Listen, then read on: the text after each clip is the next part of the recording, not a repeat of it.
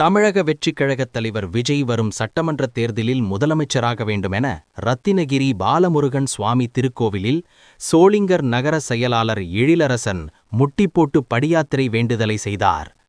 ராணிப்பேட்டை மாவட்டம் சோளிங்கர் நகர தமிழக வெற்றிக் கழகம் சார்பில் வருகிற 2026 சட்டமன்றத் தேர்தலில் தமிழக வெற்றிக் கழகம் வெற்றி பெற வேண்டியும், அதில் குறிப்பாக சோளிங்கர் சட்டமன்றத் தொகுதி அதிக வாக்கு வித்தியாசத்தில் வெற்றி பெற வேண்டியும், அதேபோல் கழகத் தலைவர் தளபதி விஜய் அவர்கள் முதலமைச்சராக உள்ளிட்ட பல்வேறு வேண்டுதலை முன்வைத்து சோளிங்கர் நகர செயலாளர் எழிலரசன் ரத்தினகிரி பாலமுருகன் திருக்கோவிலில் 156 படிக்கட்டுகளை முட்டிப்போட்டு படியாத்திரை செய்து சுவாமி தரிசனம் செய்தார்.